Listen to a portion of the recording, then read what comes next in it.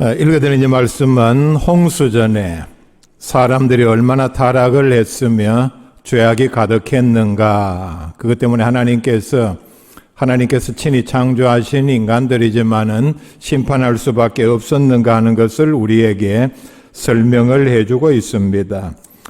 5절 말씀에 보면 여호와께서 사람의 죄악이 세상에 가득함과 그의 마음으로 생각하는 모든 계획이 항상 악할 뿐임을 보시고 땅 위에 사람 지으셨음을 한탄하사 마음에 근심하시고 이렇게 말씀을 합니다. 그 당시에 얼마나 죄가 만연했고 또 하나님을 진노하게 했으면은 예수님께서도 마태복음 24장에서 그들의 죄에 대하여 말씀을 하셨습니다. 마태복음 24장 37절에서부터 보면은 노아의 때와 같이 인자의 임함도 그러하리라. 홍수전에 노아가 방주에 들어가던 날까지 사람들이 먹고 마시고 장가들고 시집가고 있으면서 홍수가 나서 그들을 다 멸하기까지 깨닫지 못하였으니 인자의 임함도 이와 같으리라 말씀을 합니다. 예수님의 이 말씀을 우리가 유의해야 합니다. 왜냐하면은 예수님께서 마지막에 오셔서 심판하실 때가 마치 노아의 홍수를 맞이했던 그때처럼 매우 흡사하다. 하나님의 마지막 심판은 노아의 때처럼 다시 한번 그 형태 그대로 반복을 한다. 제일 중요한 요인이 뭐냐? 그때 인간 세상에 노아의 때처럼 죄가 만연해 있을 것이다. 미리 우리에게 아주 중요한 답을 알려주셨습니다. 즉 모든 사람들이 정신없이 자기 생을 즐기고 죄 짓느라 정신이 없을 때에 예수님의 재림이 임한다 말씀을 합니다. 그래서 말세의 마지막 때를 살고 있는 우리는 홍수전에 어떤 일이 있었는지를 잘 살펴보아서 우리의 믿음과 삶의 기본 자세를 점검해야 합니다. 왜냐하면은 하나님은 옛날이나 지금이나 동일하신 분이기 때문입니다. 홍수전에 어떤 일이 있었느냐? 첫째는 하나님의 아들들과 이방인들의 결혼이 있었다 말씀을 하고 있습니다. 2절 말씀에 하나님의 아들들이 사람의 딸들의 아름다움을 보고 자기들이 좋아하는 모든 여자를 아내로 삼는지라.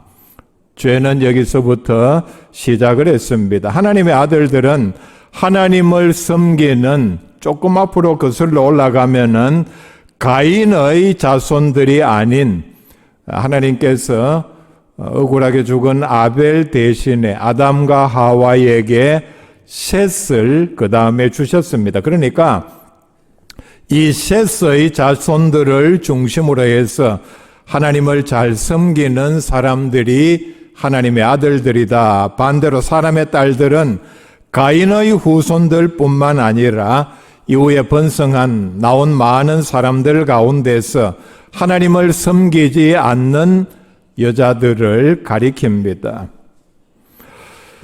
이해할 수 없는 것은 하나님의 아들들이 나가서 여자를 보고서 얼굴 하나 보고 예쁘기만 하면은 이 여자가 우상 숭배를 하는 여자인지, 요즘 말로 알코올 중독자냐, 니코틴 중독자냐, 아니면은 음란한 여자냐, 또 사치하는 여자냐 가리지 않고 닥치는 대로 아내로 삼았습니다.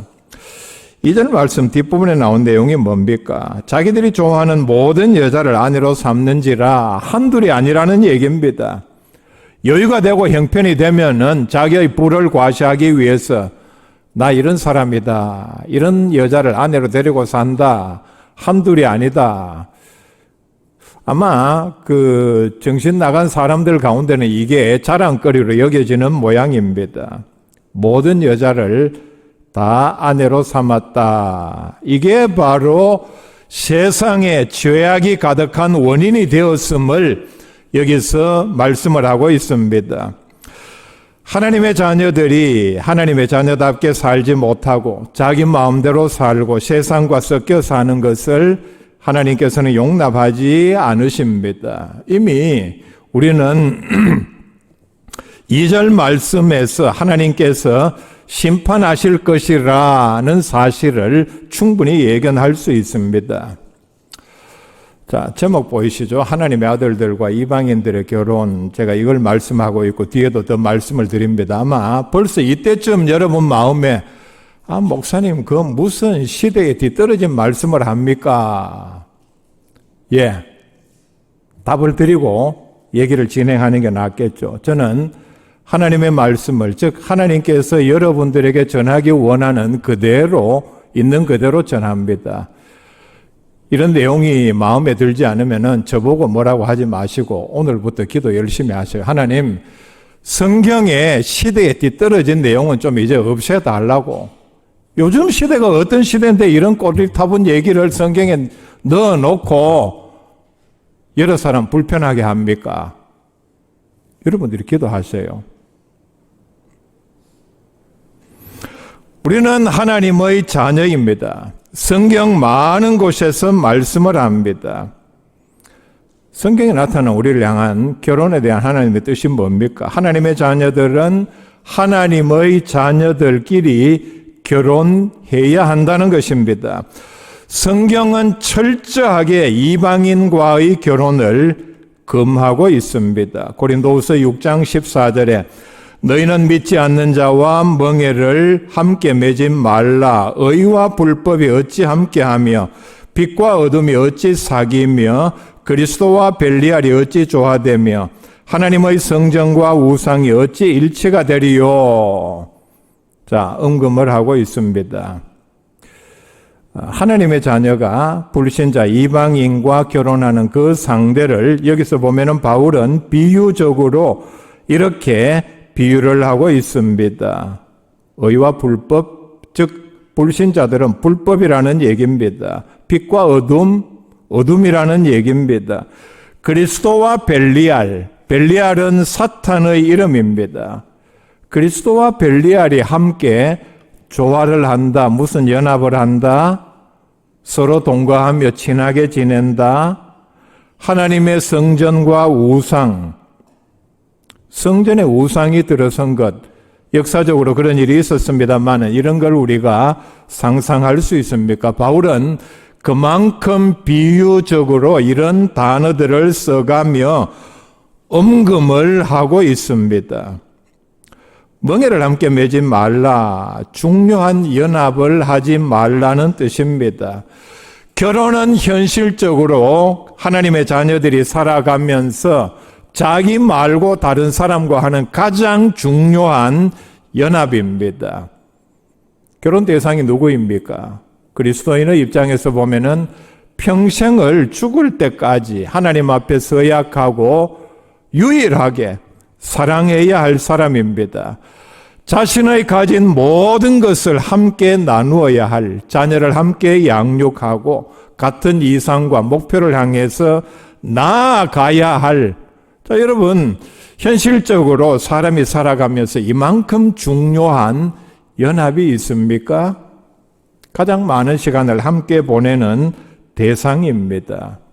이런 대상을 그리스도와 벨리알이 사탄의 이름이라 그랬죠? 그런 대상과 어떻게 함께 연합할 수 있느냐, 한 자리에 있을 수 있느냐.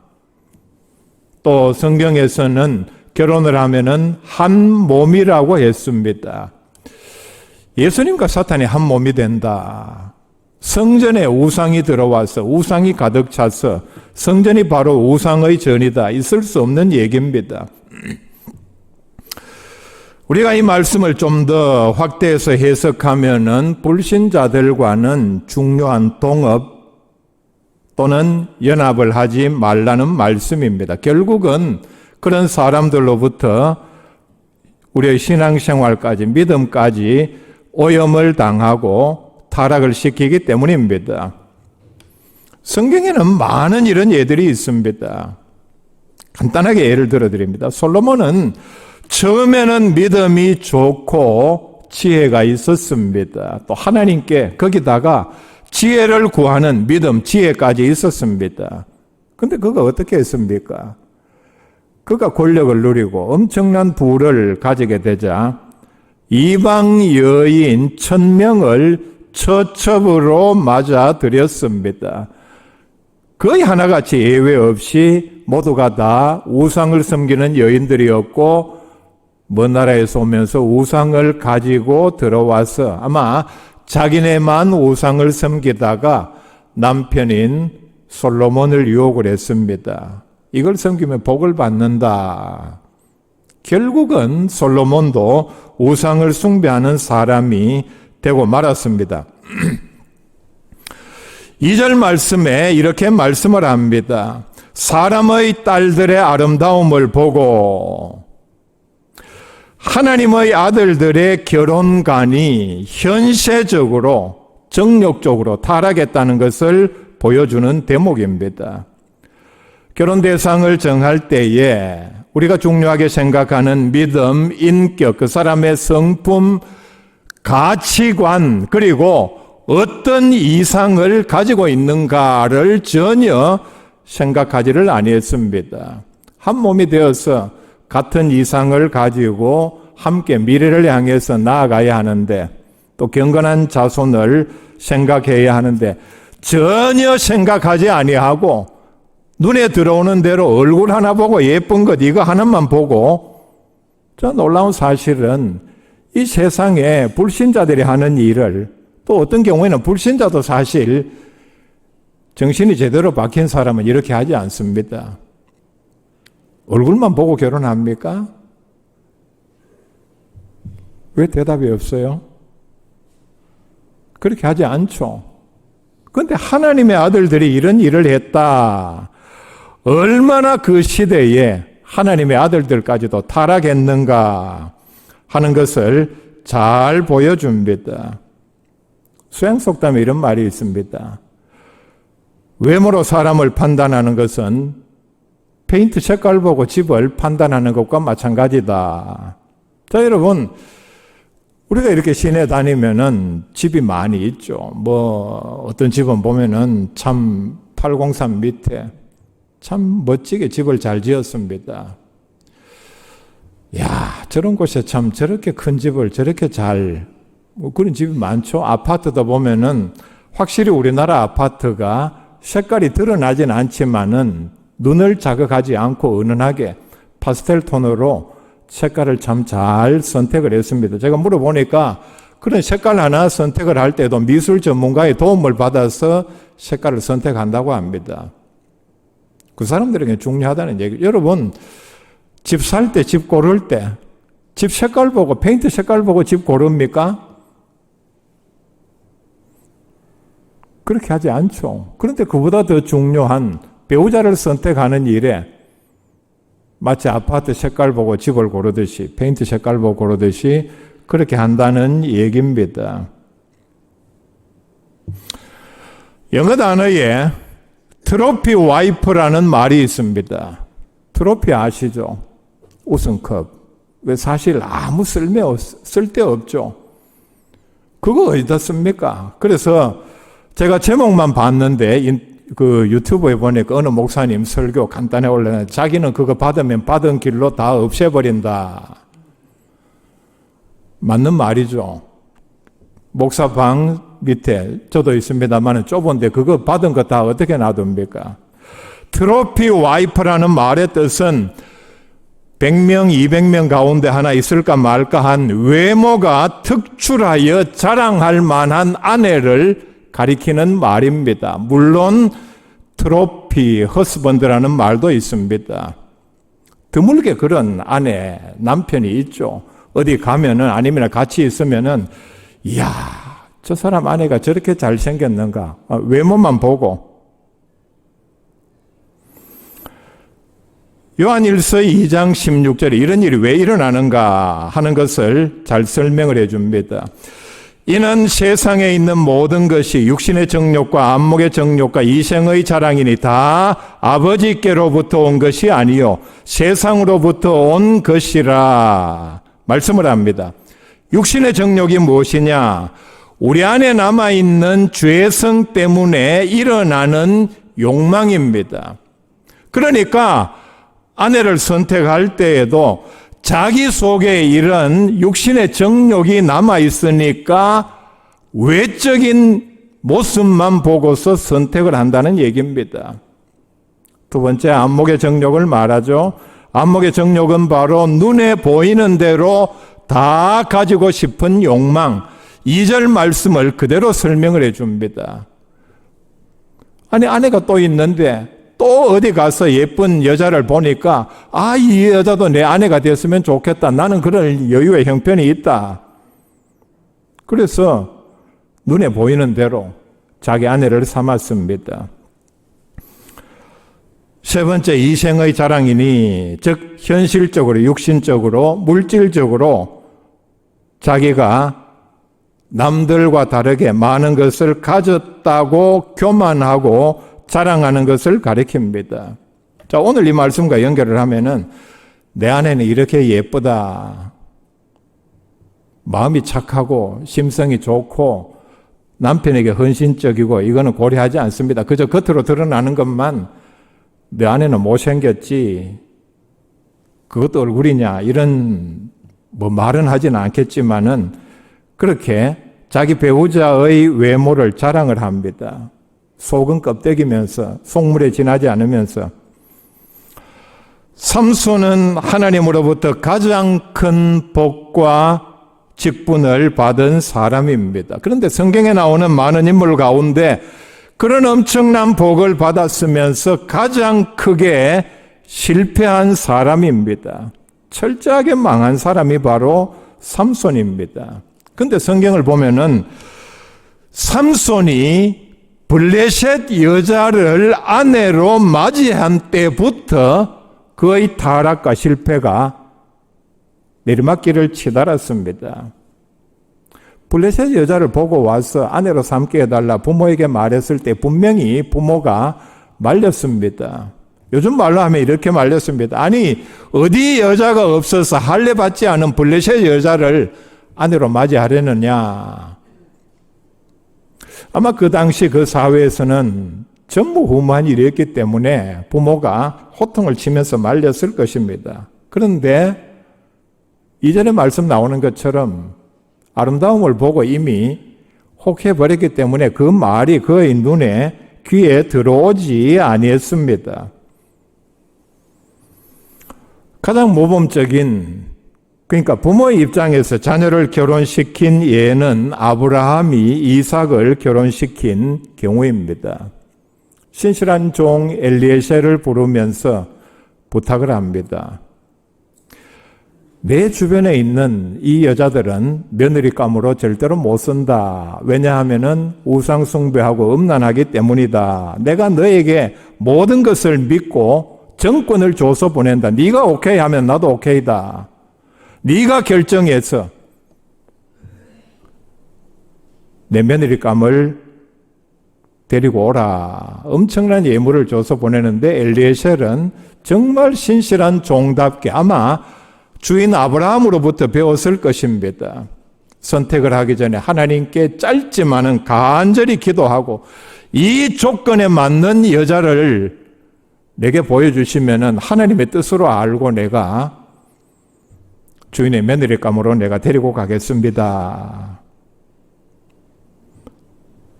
정말 놀라운, 그러니까 아들도 거기에 순종했고 아브라함은 믿음으로 하나님께 맡기고 종에게 맡기고 종은 그대로 실천한 경우가 나옵니다. 그래서 리브가라는 믿음에 걸출한 며느리를 자기의 며느리로 맞이할 수 있었습니다. 육체의 조건만 따라서 가는 결혼은 바로 하나님을 무시하는 행위입니다. 놀라운 일은 2절 말씀에 이게 불신자 또는 우상 숭배하는 자들이 한 일이 아니라 하나님의 아들들이 이런 선택을 했다 말씀을 합니다. 그만큼 그 시대 그 사회가 타락했고 하나님을 무시한다는 얘기입니다. 하나님의 아들들까지 타락하고 범죄하면은 바로 하나님의 심판이 임박한 때입니다. 하나님의 자녀들이 제가 아까도 말씀을 드렸죠. 그 말의 연장입니다. 이방인과 결혼하는 것을 별것 아닌 것으로 생각하는 사람들이 많습니다. 그런데 오늘 말씀에 보면은 그 결과는 매우 심각하고 모든 죄와 타락, 부패, 죄악은 바로 여기에서부터 시작을 한다. 말씀을 합니다. 3절 말씀 여호와께서 자, 그러니까 2절에서 이런 일이 있으니까 바로 하나님의 반응이 3절에 이렇게 나타납니다. 나의 영이 영원히 사람과 함께 하지 아니하리니 이는 그들이 육신이 됨이라. 그러나 그들의 날은 120년이 되리라 하시니라. 자, 우리는 2절에서 3절로 넘어가는 이 과정을 유의해 볼 필요가 있습니다. 왜 하나님께서 이렇게 놀라운 두려워할 만한 반응을 보이셨는가? 바로 2절 말씀 때문입니다. 그러니까 별것 아닌 일이 아니라는 얘기입니다.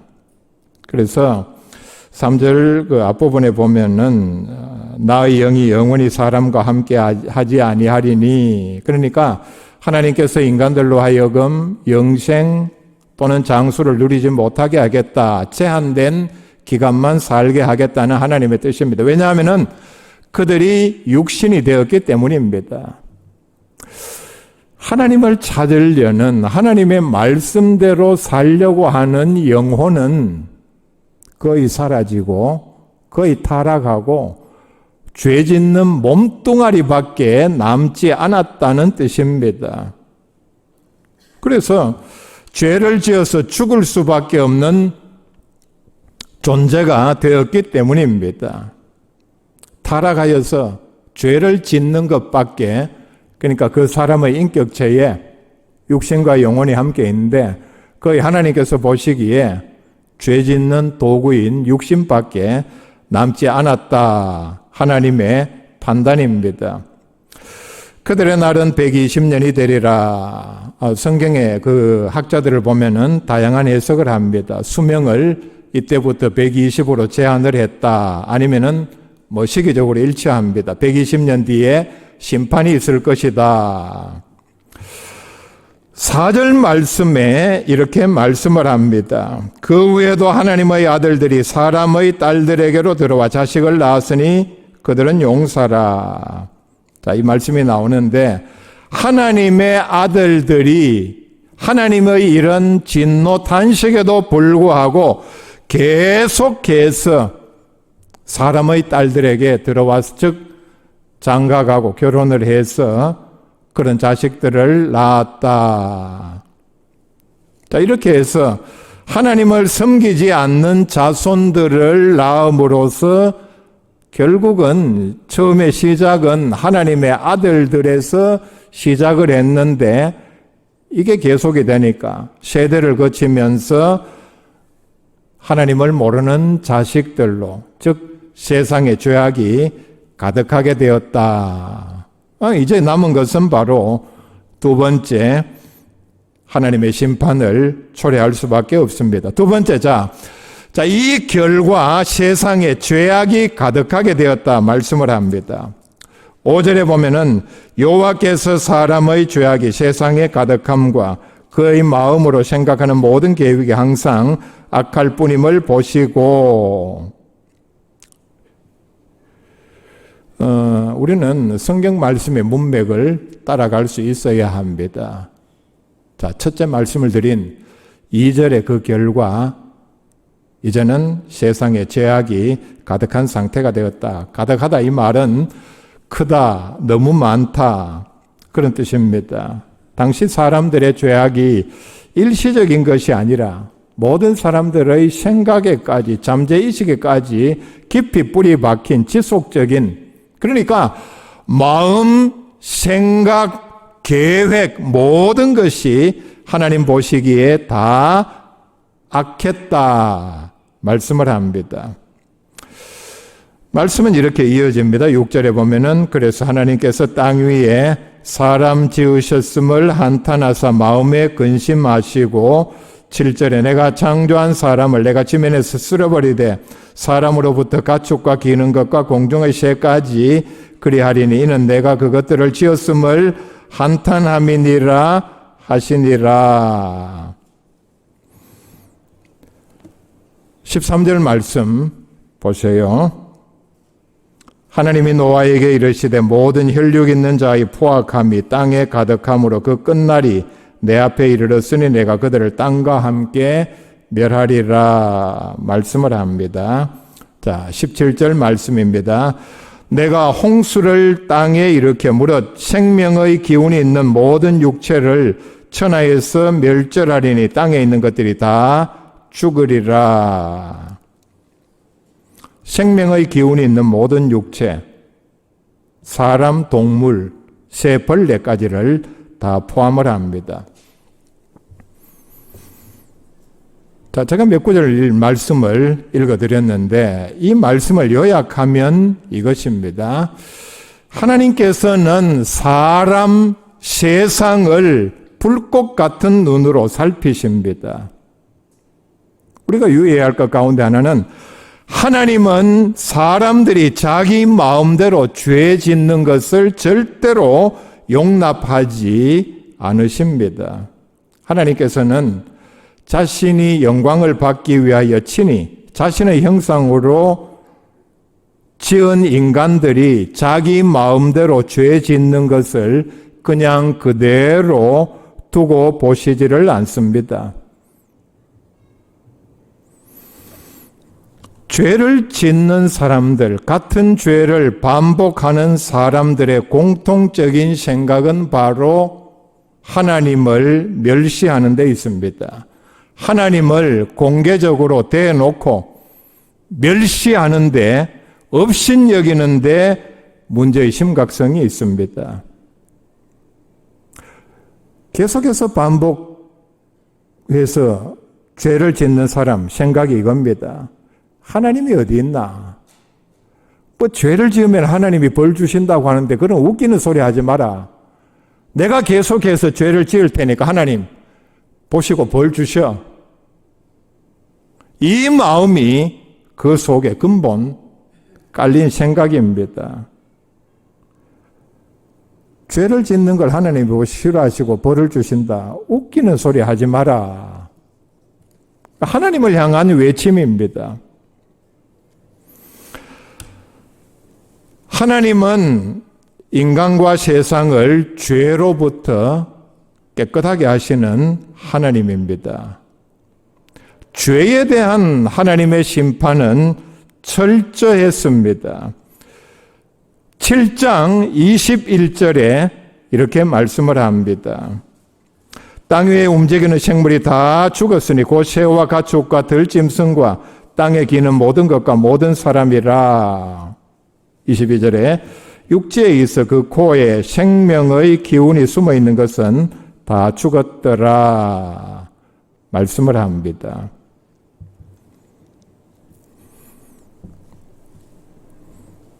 자, 이런 가운데서도 우리에게 주시는 놀라운 은혜의 말씀이 있습니다. 6장 8절 말씀입니다. 그러나 노아는 여호와께 은혜를 입었더라. 그 이유를 9절에서 이렇게 말씀을 합니다. 노아는 의인이요 당대의 완전한 자라. 그는 하나님과 동행하였으며. 바로 이 말씀입니다. 하나님께서는 노아를 의인 또 완전한 자로 인정하셨습니다. 여기서 말하는 의인 완전한 자는 우리가 좀 짚고 넘어가야 할 부분이 있습니다. 즉 노아는 절대로 인간적으로도 의인 완전한 자의 축에 들어갈 수 없습니다. 왜냐하면 홍수 끝나고 난 뒤에 그가 포도주를 마시고 취해서 어떤 일을 했는가, 심지어는 자기 아들까지 저주한 일을 보면은 여러분 다 부족하시죠? 지금까지 자기 자녀를 저주한 분 계십니까? 여러분도 하지 않는 일입니다. 노아는 그런 어처구니 없는 일을 했습니다. 완전한 자가 절대로 아니라는 얘기입니다. 여기서 말하는 완전한 자라는 말은 하나님을 사랑하고 말씀대로 살려고 하는 경건한 자라는 뜻입니다. 우리도 얼마든지 그런 사람이 될 수 있습니다. 모든 사람들이 타락하고 부패하고 범죄할 때에 노아는 죄에 물들지 아니하고 하나님 앞에 바로 서고 하나님의 뜻을 분별하기 위해 힘을 썼고 믿음을 지켰다는 얘기입니다. 아마 그때 그런 말을 들었을 것입니다. 노아가 그렇게 경건하게 살고자 할 때에 자녀들 가운데서 요즘 말로 학교 갔다가 아니면 세상에 갔다가 아버지에게 그런 말을 했겠죠. 아버지, 우리도 세상 사람들처럼 좀 자유롭고 편하게 삽시다. 아니, 세상 사람들이 다 그렇게 합니다. 우리는 이게 뭡니까? 세상 사람들이 다 그렇게 한다. 노아는 그런 한탄을 하지 않았습니다. 세상 사람들이 다 그렇게 한다. 우리의 믿음의 기준이 되어서는 되지 않습니다. 우리가 바로 이 시대의 노아가 되어야 합니다. 그래서 이 세상을 사람의 눈이 아닌 하나님의 눈으로 바라보는 믿음을 가져야 합니다. 우리가 듣고 본 하나님의 말씀을 가지고서 타락하고 악한 세상을 분별하는 눈을 가져야 한다는 얘기입니다.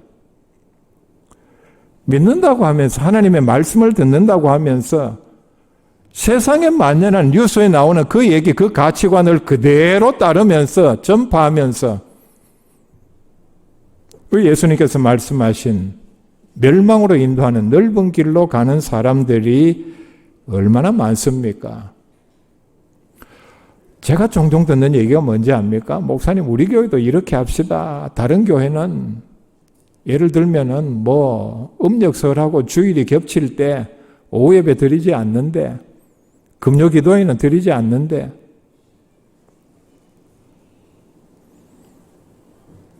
그게 우리의 믿음의 기준이 되어서는 되지 않는다는 얘기입니다. 왜냐하면은 하나님의 심판의 기준은 상대적이 아니라 절대적이기 때문입니다. 이런 경우 여러분 상상할 수 있습니까? 예수님 말씀하시던 때와 지금이 세상이 엄청나게 달라져서 하나님께서도 어쩔 수 없어서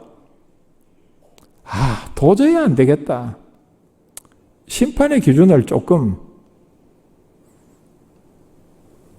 완화하자. 그것도 한번 기도해 보시기를 바랍니다. 모든 사람들이 범죄하는 이 시대에 하나님 또 하나님의 말씀을 사랑하며 하나님의 은혜를 구하는 이 시대의 노아가 될 수 있기를 바랍니다.